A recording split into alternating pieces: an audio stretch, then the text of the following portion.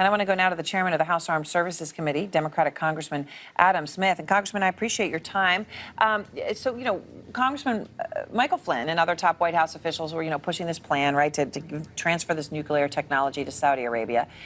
You heard they're saying there were at least half a dozen times that it was raised that this, at best, could be inappropriate and unethical, and at worst, illegal. Do you have any concern that there were quid pro quos here? Absolutely. I mean, this is the big problem with President Trump having the business interests that he continues to have and not disclosing them. There's no transparency. We know that the Trump industries, the companies that he's been part to, they've done business with Saudi Arabia.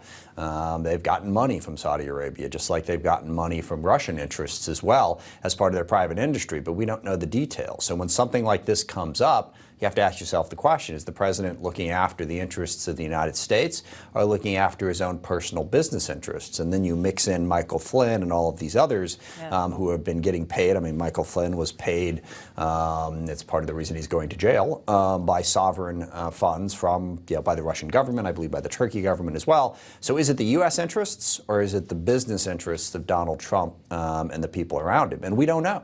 We don't know. And of course, when you talk about it impacting policy, you're talking about transferring nuclear technology. And of course, you're also, talking about this whole situation, with this horrible dismemberment of, American resident journalist Jamal Khashoggi. The president has deep ties to Saudi Arabia. We know this, Congressman. This has been going on for a long time. He visited his first trip as president, as I mentioned. $110 billion arms deal with the country announced at that time. Jared Kushner is apparently hangs out with the Crown Prince till 4 in the morning once, talks to him regularly, a first-name basis. And in terms of the murder of Jamal Khashoggi, the president refuses, right? He's in defiance of Congress right now. He won't hand over, won't say that it was done at the direction of the Saudi Crown Prince, even though his own intelligence has said it. And in fact, he takes the Crown Prince's side publicly, repeatedly, like this. I spoke with the Crown Prince yesterday, and he strongly said that he had nothing to do with this. They deny it. They deny it every way you can imagine. I hate the crime. I hate what's done. I hate the cover-up. And I will tell you this, the Crown Prince hates it more than I do, and they have vehemently denied it. How much looking into does this warrant? I mean, obviously, we've talked so much about a great Trump deal. and Russia. Sorry, go ahead. Particularly when you're talking about the murder of Khashoggi. I mean, it's a slam dunk as far as the intelligence community is concerned. Saudi Arabia obviously did it, and they fully believe that MBS was involved. So ignoring that is just wrong, and again, points up to the conflict. Now, I will point out one fact that you ought to know. We have negotiated. We negotiated with the United Arab Emirates on a similar deal regarding nuclear power. Yes. And the agreement is, they don't get to generate anything. The nuclear material has to come in from the outside, has to be disposed. Right. So this type of agreement can be negotiated with, as we did with the UAE, with Saudi Arabia. But here, there was such a conflict, and when you hear the president dismissing the obvious facts of what Saudi Arabia has done, it gives a considerable concern. Right. Of course, there's that nuclear power facility near Abu Dhabi. I want to ask you about the president's declaring a national emergency to secure funding for the wall, Chairman. I know this is very important to you. 16 states have now sued to stop it. The president today says, hey, I'm not worried about it at all. Here he is.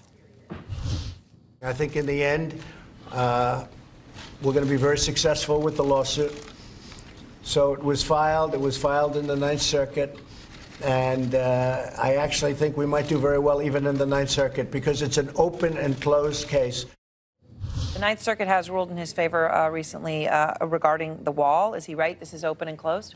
No, I mean, it's absolutely not. And if reports are to be believed, his own lawyers have told him that he's wrong on this. And look, there's a degree of nuance here. I mean, first of all, you can argue over whether or not this is actually an emergency. But the real part of this that is clearly illegal, the National Emergency Statute from 1976 does give the president broad authority to declare an emergency. But when he's going to take money from other agencies, it is very prescriptive about where that money has to go. And the money that he wants to take out of DOD, I mean, let's not forget for the moment that even if he could do this, it's still a terrible idea. It is not our top national security priority to build a wall at our southern border that people will go under and over anyway. Taking money out of the Department of Defense for this purpose makes us less safe.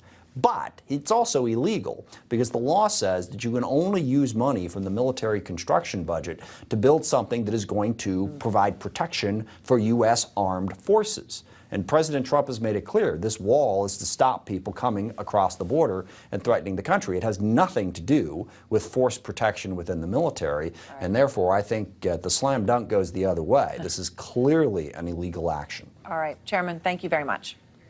Thank you.